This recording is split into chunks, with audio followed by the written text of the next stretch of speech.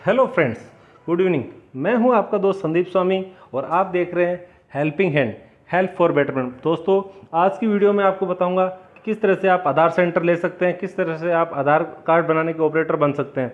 दोस्तों, अगर आपके पास ई मित्र है या फिर आपके पास CSC सेंटर है या आप कुछ कंप्यूटर सेंटर चला रहे हैं या किसी तरह के आपके पास शॉप है, तो आप वहाँ पे अपना किस तरह से आधार कार्ड बनाने का काम शुरू कर सकते हैं और अर्निंग कर सकते हैं, इसकी पूरी डिटेल मैं आपको स्टेप बाय स्टेप बताऊंगा। दोस्तों, जैसा कि आप डिस्प्ले पर देख रहे हैं कि ये आधार कार्ड का एक ऑफिशियल ट्विटर अकाउंट है, जहाँ से अपने को एक डिटेल दी गई है कि आधार कार्ड क्या है बनाने का काम है, रजिस्टर्ड का है, ना कि UIDAI का है।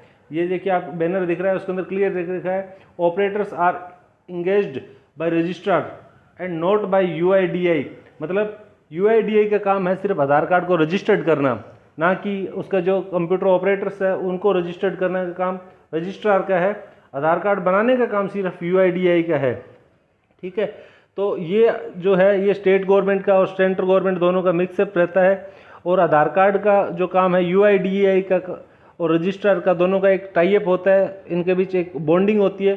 तो वो बॉन्डिंग किस तरह की है उसकी डिटेल में आपको बताऊंगा, और वहाँ से आप किस तरह से आप अपना एक लाइसेंस जारी करवा सकते हैं, जिसके द्वारा आप किस तरह से एक अपनी ID बना सकते हैं, जिससे आप अपना मतलब आधार कार्ड बनाने का काम चालू कर सकते हैं।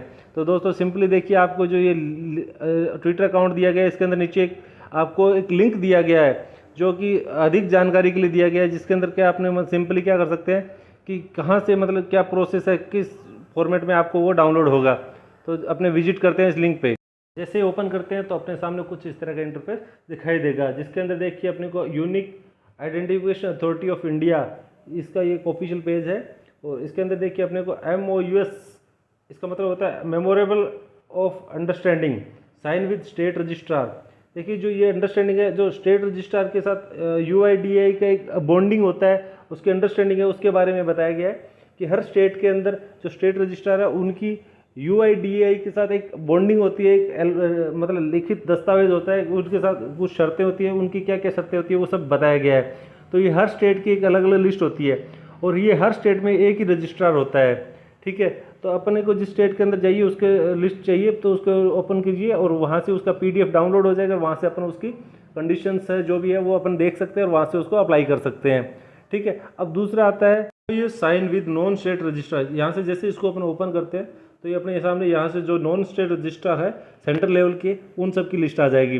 तो सिंपली अपने को क्या करना है, जिस भी रजिस्ट्रार से अपन इसको नॉन स्टेट रजिस्ट्रार से अपन इसको करवाना चाहते हैं, आधार सेवा के अंदर लेना चाहते हैं, उसको अपन ओपन करेंगे और वहाँ से इसका PDF फॉर्मेट है, उसका जो डिटेल्स है वो अपन जो इनकी बॉन्डिंग है वो अपन क्रॉस चेक कर सकते हैं। उसके बाद अपने इसके लिए अप्लाई कर सकते हैं। तो जैसे ही अपन इसके लिए अप्लाई करते हैं तो सिंपली अपने पास दो ऑप्शन है, स्टेट रजिस्ट्रार से और नॉन स्टेट रजिस्ट्रार से। तो सिंपली आज की डेट के अंदर क्या जो स्टेट रजिस्ट्रार है वो इसके लिए अपने पास अप्लाई नहीं करने दे रहे, वो उन्होंने अप्लाई करवाना बंद कर रखा है, क्योंकि स्टेट रजिस्ट्रार अभी किसी कारणवश से बॉन्डिंग है वो इन्होंने एक बार बंद कर रखी है और वो आधार सेवा के अंदर अभी नहीं दे रहे। अब अपन बात करते हैं नॉन स्टेट रजिस्ट्रार की। तो नॉन स्टेट रजिस्ट्रार के अंदर क्या जो अपने सामने लिस्ट है, जो सेंट्रल गवर्नमेंट के जो नॉन स्टेट रजिस्ट्रार्स है जो जो जो आधार सेवा के अंदर अपने को प्रोवाइड करते हैं, उनकी लिस्ट अपने सामने है। तो उनके अंदर से जो भी अपने को जो बेटर लगे, जिस भी बैंक से, जैसे बैंक ऑफ बड़ौदा है, इलाहाबाद बैंक है, आंध्रा बैंक है, जो भी नॉन स्टेट रजिस्ट्रार है, उनको अपने को किसी एक को सिलेक्ट करना है और वहाँ पे उसको ओपन करना है। तो जैसे अपन उसको सिलेक्ट करते हैं किसी एक को, तो सिंपली मैं आपको यहाँ पे करके बताता हूँ। जैसे अपन ने UTI ITSL से करना है, तो UTI ITSL को अपने यहाँ से कॉपी कर लेते हैं और सिंपली क्या करना है, अपने को ब्राउज़र के दूसरे टैब पर जाना है और गूगल पर सर्च करना है। तो इसका जो ऑफिशियल पेज है वो अपने सामने खुल जाएगा और अपन जिससे इसको ओपन करेंगे तो यहाँ पे अपने सामने जो जो ये सर्विस प्रोवाइड करता है उनकी लिस्ट अपने को दिखाई दे जाएगी। तो देखिए, ये RNT सर्विसेज देता है, आधार कार्ड सर्विस देता है, PMJY सर्विस देता है। तो अपने इसके अंदर क्या करना है, आधार सर्विस को सेलेक्ट करना है।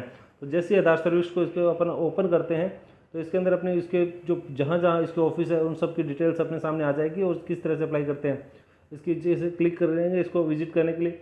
अब इसके अंदर देखिए, इसके अंदर दूसरा ऑप्शन देख रखा है कि कांटेक्ट करने के लिए कैसे कांटेक्ट करें। तो यहाँ पे देखिए अदर क्वेरी में जाएंगे और वहाँ से अपन इसको कांटेक्ट कर सकते हैं। ठीक है, तो वहाँ पे अपने को देखिए जैसे जिस 4 ब्रांच है इनकी, 4 जगह ऑफिस है, मुंबई, कोलकाता, चेन्नई और दिल्ली। तो जो भी ब्रांच में अपन सेलेक्ट करते हैं तो वहाँ की डिटेल्स, वहाँ के कॉन्टैक्ट नंबर, मोबाइल नंबर और ईमेल एड्रेस और उसका एड्रेस है वो अपने को मिल जाता है।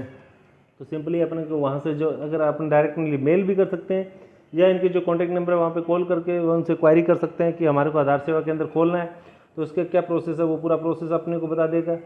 या फिर अपने डायरेक्ट वहाँ पे विजिट कर सकते हैं, पर विजिट करना तो बहुत मतलब मुश्किल काम है, अपन मेल कर सकते हैं या फ़ोन से कांटेक्ट कर सकते हैं, ठीक है।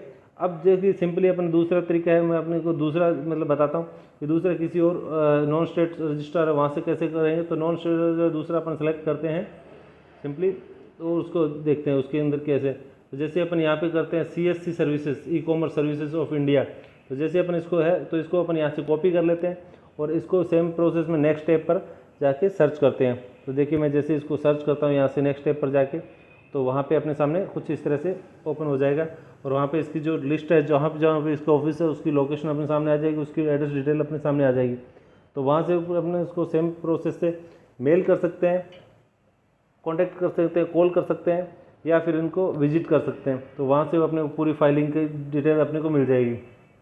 सेम इसी तरह से अदर जो नॉन स्टेट रजिस्ट्रार है उनसे अपन कांटेक्ट कर सकते हैं, ये प्रोसेस है, ठीक है।